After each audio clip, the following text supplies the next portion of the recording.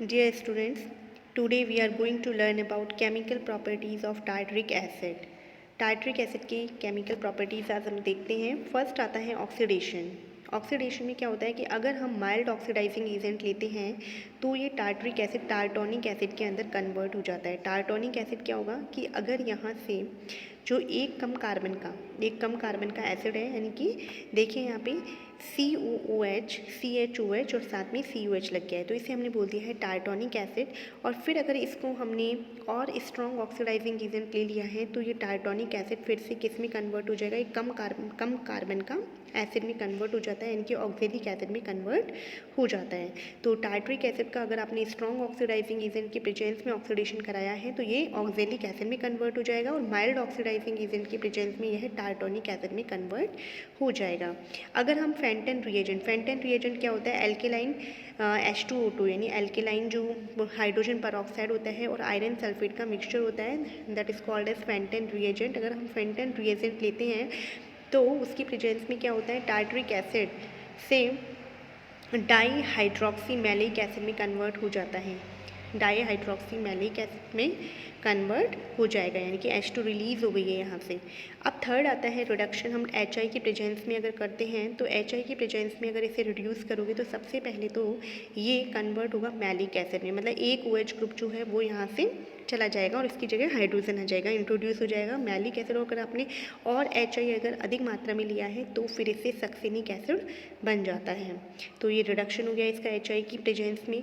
अगर हम HBr ले लेते हैं, देखिए यहाँ पे दोनों ही कंडीशन अलग अलग होगी। अगर हमने HI के प्रेजेंस में अगर रिडक्शन कराया है तो टार्टरिक एसिड से हमें सक्सेनिक एसिड मिलता है, जबकि अगर हम HBr के साथ रिएक्शन कराते हैं तो हमें मिलेगा ब्रोमोसक्सेनिक एसिड।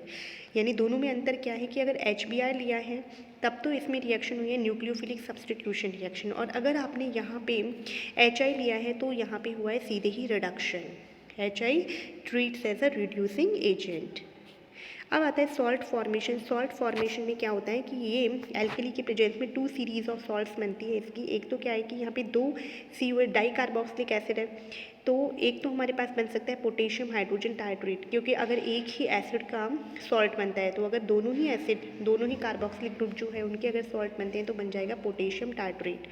अब आ जाता है fourth point, action of heat, कि अगर हम टार्टरिक एसिड को हीट करते हैं 150 डिग्री सेंटीग्रेड पे तो हम क्या देखते हैं, यहाँ से वाटर रिलीज होगा और टार्टरिक एनहाइड्राइड का फॉर्मेशन हो जाता है। लेकिन अगर हम इसे स्ट्रॉन्ग हीट करते हैं, कि बहुत लंबे टाइम तक हीट करते हैं, तो हम क्या देखते हैं कि इससे CO2 और H2O दोनों ही एलिमिनेट होगा और क्या बन जाएगा, पायरुविक एसिड बन जाता है।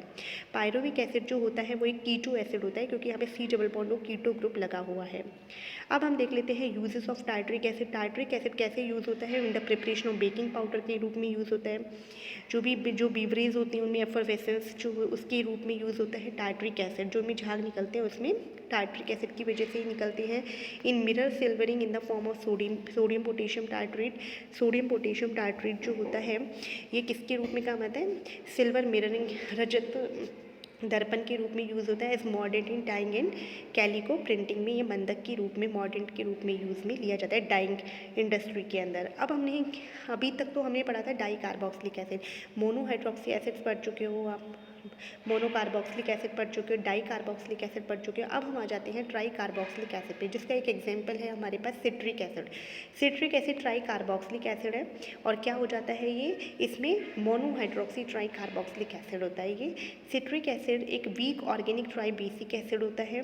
इसका IUPAC नेम अगर हमें बताना है तो हम बताएंगे 2 hydroxy propane 1,2,3 try carboxylic acid. अब ये किस किस में पाया जाता है, जो भी सिट्रस फ्रूट्स होते हैं जैसे लेमन है, ऑरेंज है, टोमेटो है, इन सब के अंदर ये नेचुरली पाया जाता है। सिट्रिक एसिड की अगर हम फिजिकल प्रॉपर्टीज़ देखते हैं तो हम क्या देखते हैं कि एक क्रिस्टलाइन सॉलिड होता है जिसके अंदर एक वाटर मॉलिक्यूल होता है, क्रिस्टलाइन वाटर मॉलिक्यूल पाया जाता है। ये वाटर में और एल्कोहल दोनों के अंदर ही सॉल्यूबल होता है, बट ईथर के अंदर ये स्पैरिंगली सॉल्यूबल होता है। 130 अगर हम इसे हीट करते हैं तो 130 डिग्री सेंटीग्रेड पे तो इसमें से जो वाटर मॉलिक्यूल इसके अंदर क्रिस्टलाइज्ड वाटर होता है वो यहाँ से हट जाता है, और एनहाइड्रस एसिड जो होता है वो मेल्ट होगा 153 डिग्री सेंटीग्रेड पे। अब हम इसकी सिंथेसिस पढ़ते हैं, तो सिंथेसिस के अंदर फर्स्ट मेथड आती है by Grimaux and Adam synthesis. Grimaux and Adam synthesis हम यहाँ देखते हैं तो इसके क्या स्टेप होते हैं। देखो हम यहाँ पे लेते हैं, सबसे पहले ग्लीसरॉल ले लेते हैं। हमने ग्लीसरॉल ले लिया है। ये जो आपको एग्जाम्पल दिखाया गया है 1,2,3 trihydroxypropane, it's common name is glycerol. सबसे पहले हमने इसकी रिएक्शन HCl के साथ करा दी है। तो HCl के साथ अगर आपने इसकी रिएक्शन कराई है तो यहाँ पे क्या हो जाता है, एक तो पहले तो वाटर मॉलिक्यूल भी निकल गया है यहाँ से, यानी कि यहाँ से एल्कीन क्या किस में चेंज हो गया है, ये आपका 1,3 ड्राई क्लोरो 2 प्रोपिनॉल में कन्वर्ट हो गया है ये। तो HCl की प्रेजेंस में पहले तो क्या हो जाएगा, यहाँ से OH और OH जो ग्रुप है वहाँ से Cl लग गए हैं यहाँ से, और H2O रिलीज़ हो गई है साथ में। तो हमारे पास 1,3 डाई क्लोरो 2 प्रोपिनॉल हमें प्राप्त हो गया है। अब हम क्या देखते हैं, इसका और ऑक्सीडेशन कराया हमने, तो ऑक्सीडेशन कराने पे ये जो, अब देखिए ये हमारे पास इनॉल फॉर्म है, इनॉल फॉर्म पहले किस में चेंज हो गई, कीटो फॉर्म में चेंज हो गई है। अब हम इसके अंदर HCN की एडिशन कराते हैं, तो कीटो ग्रुप के ऊपर HCN का एडिशन होगा और साइनोहाइड्रीन का फॉर्मेशन हो जाता है। अब हम अगर इसकी एसिडिक हाइड्रोलिसिस करा देते हैं तो ये साइनो ग्रुप जो होता है वो किस में कन्वर्ट हो जाएगा, COH ग्रुप में। अब हमारे पास इस टाइम पे 1 2 3 4, अब देखिए 4 कार्बन है, लेकिन हमें कितने 6 कार्बन यहाँ पे इंट्रोड्यूस करने हैं, तो हम यहाँ पे फिर से KCN से रिएक्शन कराएंगे। KCN से रिएक्शन अगर हम कराते हैं तो क्लोरो ग्रुप जो होता है वो साइनाइड से रिएक्शन करेगा, 2 क्लोरो ग्रुप है यहाँ पे, तो 2 साइनो ग्रुप यहाँ पे अटैच हो जाएंगे। फिर जब हम इसकी एसिडिक हाइड्रोलिसिस कराएंगे तो दोनों ही साइनो ग्रुप एसिडिक ग्रुप में कन्वर्ट हो जाएंगे और हमारे पास ट्राई कार्बोक्सिलिक एसिड प्राप्त हो जाता है, जिसे कि हम क्या बोल रहे हैं, सिट्रिक एसिड बोल रहे हैं। तो इस तरह से सिट्रिक एसिड फॉर्मेशन हो गया है। सेकेंड रिएक्शन हम देखते हैं by Haller and Held synthesis. इसमें हमने क्या किया है, देखिए एसीटोएसिटिक ईस्टर हमने ले लिया है, Cl2 से हमने इसकी रिएक्शन कराई है, तो यहाँ पे CH3 से रिएक्शन करके CH2Cl बन गया है और HCl यहाँ से रिलीज हो गया है। अब हम क्या करेंगे, KCN की रिएक्शन कराएंगे। जब भी किसी सीरीज़ के अंदर कार्बन की संख्या बढ़ानी होती है तो वहाँ पे आपको ध्यान रखनी है कि KCN की रिएक्शन करानी होती है, और KCN जो होता है वो इजीली एल्किल हैलाइड के ऊपर रिएक्ट करता है, तो इसलिए हमें पहले हैलाइड इंट्रोड्यूस करना होता है। तो सबसे पहले हमने इसीलिए क्लोरीन की रिएक्शन करा के क्लोरो ग्रुप यहाँ पे इंट्रोड्यूस किया है, फिर हमने साइनाइड ग्रुप यहाँ पे लगा दिया है। अब अगर हम इसको हाइड्रोलिसिस कराते हैं तो हमारे पास क्या हो गया, ये साइनो ग्रुप जो होता है वो किस में कन्वर्ट हो जाएगा, एसिडिक ग्रुप में कन्वर्ट हो जाएगा। अब हम फिर से इसमें KCN की रिएक्शन कराते हैं, तो KCN की रिएक्शन कराइए, फिर आपने यहाँ से तो दूसरे ग्रुप पे फिर अटैच होगा साइनाइड ग्रुप और साथ में इसकी हाइड्रोलिसिस होती है। तो जैसे यहाँ पे KCN की जगह आपको क्या, KCN नहीं करके आपको सबसे पहले आप यहाँ कैसे KCN, तो आप इसकी रिएक्शन करा ही नहीं सकते हो, क्योंकि KCN की रिएक्शन कराने के लिए तो पहले साइनो ग्रुप होना चाहिए, तब जाके KCN उसके साथ रिएक्शन कर सकता है। तो आपको क्या देखना है यहाँ पे कि यहाँ पे है आपके पास C double bond O group जो कि HCN के साथ रिएक्ट कर सकता है। HCN के साथ रिएक्ट करके क्या है, साइनोहाइड्रीन फॉर्मेशन होगा, यानी कि इस कार्बन पे एक OH लगेगा और एक साइनाइड ग्रुप लगेगा। फिर जब साइनाइड ग्रुप इंट्रोड्यूस हो गया है तो अब आप इसकी हाइड्रोलिसिस करा दीजिए और COH ग्रुप में वो कन्वर्ट हो जाएगा और इस तरह से आपके पास आपका सिट्रिक एसिड जो ट्राई कार्बोक्सिलिक एसिड है वो आपके पास आपको मिल जाता है। थर्ड नंबर पे रिएक्शन आती है बाय दुंशमान एंड पैचमान सिंथेसिस। इसमें आपने क्या किया है, देखिए यहाँ पे ये आपके पास है ethyl gamma chloro beta Quito butyrate. अब इसकी रिएक्शन आपने HCl के साथ कराई है, HCl से रिएक्शन कराई अगर आपने, तो अब आप देखिए यहाँ पे CH2CN ग्रुप यहाँ पे अटैच हो रहा है। CH2CN अगर साइनाइड ग्रुप अटैच है यहाँ पे, तो अब आप क्या करोगे यहाँ पे साइनाइड, देखिए बच्चों यहाँ पे ये थोड़ा रिएक्शन गलत दिखाई हुई है। आपको तो सबसे पहले यही देखना है कि आपको स्टार्टिंग मटेरियल होगा ethyl gamma chloro beta Quito butyrate, यानी कि गामा कंडीशन पे क्या होगा, क्लोरो ग्रुप होगा। तो क्लोरो ग्रुप जो है यहाँ पे जो CN दिखाया हुआ है उसकी जगह आपके पास Cl होना चाहिए। अब फिर आप इसकी रिएक्शन KCN से कराएंगे तो Cl की जगह आपके पास CN आ जाएगा। फिर आप इसकी हाइड्रोलिसिस कराएंगे तो आपके पास वो COH ग्रुप में कन्वर्ट हो जाएगा। उसके बाद जाके फिर आप HCN का एडिशन कराएंगे तो साइनोहाइड्रीन बन जाएगा। साइनोहाइड्रीन बनने के बाद आप उसका हाइड्रोलिसिस कराएंगे तो अब ये आपके पास टार्टरिक एसिड में कन्वर्ट हो जाएगा। अब आती है बाय रिफॉर्मेट्स की रिएक्शन। रिफॉर्मेट्स की रिएक्शन करने के लिए हमने क्या किया है, इथाइल ब्रोमो एसीटेट लिया है और इसकी रिएक्शन इथाइल ऑक्जेलो एसीटेट के साथ कराई है, या फिर एसीटोएसिटिक ईस्टर के साथ भी आप करा सकते हो। तो जिंक की प्रेजेंस में पहले क्या होता है कि यहाँ आप देखिए ये जो CH2Br जो ग्रुप लगा हुआ है आपके पास, तो यहाँ से आप इसे अलग कीजिए।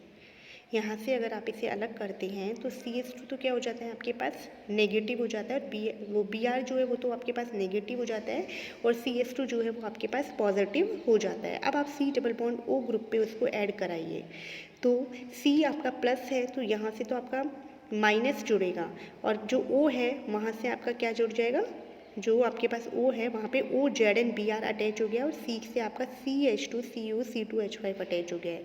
फिर अगर आप इसकी हाइड्रोलिसिस कराते हैं तो OZnBr जो है आपके पास वहाँ से हाइड्रोलिसिस होगी, एक ZnBr OH आपका अलग हो जाएगा, और साथ में आपके पास OH आ जाएगा। ये एक तरह से ऑर्गेनोमेटेलिक टाइप से ही कंडीशन होगी, उसी तरह से आपकी रिएक्शन होगी यहाँ पे, और आपके पास सिट्रिक एसिड का फॉर्मेशन हो जाता है।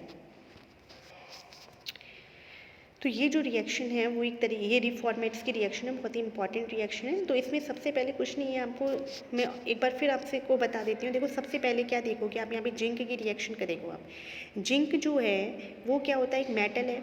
अब इसकी रिएक्शन यहाँ पे करा दीजिए आप। जिंक जो है वो क्या एक मेटल है, और ये यहाँ पे ऑर्गेनोमेटेलिक कंपाउंड का फॉर्मेशन कर देगी, ऑर्गेनोमेटेलिक कंपाउंड का फॉर्मेशन हो जाएगा, मतलब यहाँ पे ZnBr लग जाएगा। तो फिर अब देखिए ऑर्गेनोमेटेलिक कंपाउंड्स में हमेशा जो मेटल होती है वो इलेक्ट्रोपॉजिटिव होती है, तो इस कंडीशन में कार्बन के ऊपर नेगेटिव चार्ज आ जाता है। अब ये नेगेटिव कार्बन हो जाएगा CH2CO C2H5 तो नेगेटिव हो जाएगा, और ZnBr जो है वो आपका पॉजिटिव रह जाएगा। अब आप इसका एडिशन करा दीजिए C double bond O group पे। तो C double bond O group पे अगर आप इसको ऐड कराते हैं तो C जो वहाँ पे आपका पॉजिटिव है वहाँ पे नेगेटिव सेंटर अटैक करेगा, नेगेटिव सेंटर आपका CH2 नेगेटिव CO C2H5 है, ये यहाँ पे अटैक करेगा, और O जो है वहाँ पे आपका ZnBr आपका अटैच हो जाएगा, क्योंकि ZnBr जो है उसके ऊपर पॉजिटिव चार्ज है। जिस तरह से यहाँ पे ग्रिग्नार्ड रिएजेंट में रिएक्शंस बढ़ते हैं उसी तरह की यहाँ पे भी ये रिएक्शन होगी, क्योंकि ग्रिग्नार्ड रिएजेंट में भी क्या होता है RMgX हम ग्रिग्नार्ड रिएजेंट को बोलते हैं, तो R के ऊपर नेगेटिव चार्ज आता है, और MgX जो होता है वो आपका पॉजिटिव होता है। इसी तरह से यहाँ पे हो रहा है कि ये जिंक पहले यहाँ पे ZnBr करके अटैच हो जाएगा, और ग्रिग्नार्ड रिएजेंट का फॉर्मेशन होगा, और ये जो ZnBr है वो पॉजिटिव रहेगा, और CH2CO C2H5 जो है वो आपका नेगेटिव हो जाएगा। फिर आपने इसे रिएक्ट करा दिया है यहाँ पे। अब ये सब आपके एस्टर है, अगर इनकी हाइड्रोलिसिस करा देते हैं तो इससे एसिड और अल्कोहल में ये कन्वर्ट हो जाते हैं, और अब आपके पास किसका फॉर्मेशन हो गया है, सिट्रिक एसिड का फॉर्मेशन हो गया है। अब फिर से एक आपके पास रिएक्शन है, इसे बोलते हैं from diethyl beta keto glutarate से diethyl beta keto glutaryl आपने ले लिया है। इसकी रिएक्शन पहले HCl से कराइए, साइनोहाइड्रीन का फॉर्मेशन कर दिया है हमने। फिर ये साइनोहाइड्रीन बन गया है तो साइनाइड की हमने हाइड्रोलिसिस करा दी, और यहाँ पे COH ग्रुप को इंट्रोड्यूस करा दिया है। तो इस तरह से सिट्रिक एसिड का फॉर्मेशन हो गया है। अब हम देख लेते हैं chemical reaction of citric acid. तो सिट्रिक एसिड जो होते हैं वो सॉल्ट्स का फॉर्मेशन करेंगे, और 3 टाइप के सॉल्ट्स बनते हैं यहाँ पे, because it is a try carboxylic acid, therefore it can form 3 series of salts on reaction with alkalis. जैसे एक तो आपका मोनोपोटेशियम सिट्रेट बन गया, एक आपका डाईपोटेशियम सिट्रेट बन गया, और एक आपके पास ट्राईपोटेशियम सिट्रेट बन गया। एक्शन ऑफ हीट में क्या देखते हैं कि अगर हम इसे 150 डिग्री सेंटीग्रेड पे हीट करते हैं तो इस एसिड से क्या हो जाता है, डिहाइड्रेशन हो जाता है। डिहाइड्रेशन किस तरह से होगा, जो इसमें सेकंड कार्बन होता है, मतलब सेकंड नहीं है, एक तरह से थर्ड कार्बन जो है, बीच वाला कार्बन है जिसके ऊपर COH ग्रुप लगा हुआ है, वहाँ पे OH ग्रुप भी अटैच है, तो यहाँ से OH और ऊपर वाले कार्बन, इसके पास वाले कार्बन से हाइड्रोजन निकल के वाटर का लॉस हो जाएगा, और अब हमारे पास एकोनिटिक एसिड का फॉर्मेशन हो जाता है। लेकिन अगर हम इसको हीट कर रहे हैं फ्यूमिंग सल्फ्यूरिक एसिड के साथ 150 डिग्री सेंटीग्रेड पे, तो हम क्या देखते हैं कि यहाँ से बनेगा आपके पास एसीटोन डाई कार्बोक्सिलिक एसिड। अब आपके पास क्या है, इसका ऑक्सीडेशन और हो जाता है, OH जो ग्रुप है उसका ऑक्सीडेशन हो गया है, और साथ में CO2 यहाँ से रिलीज़ हो गई है, और साथ में वाटर भी लॉस हो गया है, तो यहाँ से एसीटोन डाई कार्बोक्सिलिक एसिड आपका मिल गया है। अब हम देखते हैं एसिटिक एनहाइड्राइड के साथ रिएक्शन अगर हम करते हैं तो एनहाइड्राइड जो है वो किसके साथ रिएक्शन करेगा, जो एल्कोहलिक ग्रुप है, तो एल्कोहल वाले ग्रुप के साथ ये रिएक्शन करेगा, और मोनो एसिटिल सिट्रिक एसिड का फॉर्मेशन हो जाता है। अब हम इसका रिडक्शन देते हैं in the presence of HI के प्रेजेंस में हम देखते हैं कि यहाँ से I2 रिलीज़ होती है, और साथ में वाटर रिलीज़ होता है, ट्राई कार्बोलिक एसिड यहाँ पे फॉर्मेशन हो जाता है, OH यहाँ से हट गया है, तो इसे हम बोल देते हैं ट्राई कार्बोलिक एसिड।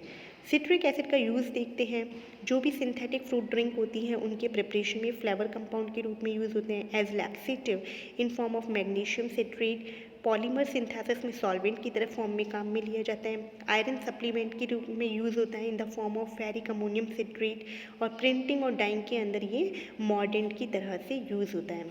तो इस तरह से अब हम लास्ट में इसकी समरी देख लेते हैं। यहाँ हमने कार्बोक्सिलिक एसिड को पढ़ा है, पहले मोनो कार्बोक्सिलिक एसिड को जाना, हमने di carboxylic acid, tricarboxylic acid के बारे में पढ़ा है। साथ में ही हमने डेरिवेटिव्स भी देखे थे इनके, मतलब सब्सटीट्यूटिव कार्बोक्सिलिक एसिड जो थे, hello and hydroxy carboxylic acids के बारे में स्टडी की है। तो इनका IUPAC नॉमेनक्लेचर में इन्हें ओइक एसिड बोलते हैं। अगर दो एसिड लगे हुए, दो एसिडिक ग्रुप है तो डाइओइक एसिड बोल देते हैं। तो इस तरह से बच्चों हमने इसकी एसिडिक स्ट्रेंथ को भी हमने देखा था, जो इफ़ेक्ट्स इसको प्रभावित करते हैं उनके बारे में स्टडी की है। तो आई होप आपको ये लेक्चर समझ आया होगा, और इसी के साथ ही आपका ये कार्बोक्सिलिक एसिड की जो यूनिट है वो भी एंड हो गई है। तो तब तक के लिए थैंक्स। नेक्स्ट पार्ट में हम नेक्स्ट लेक्चर जो होगा उसमें इसका आगे का पार्ट डिस्कस करेंगे कार्बोक्सिलिक एसिड डेरिवेटिव्स के बारे में। तब तक थैंक यू, बी सेफ।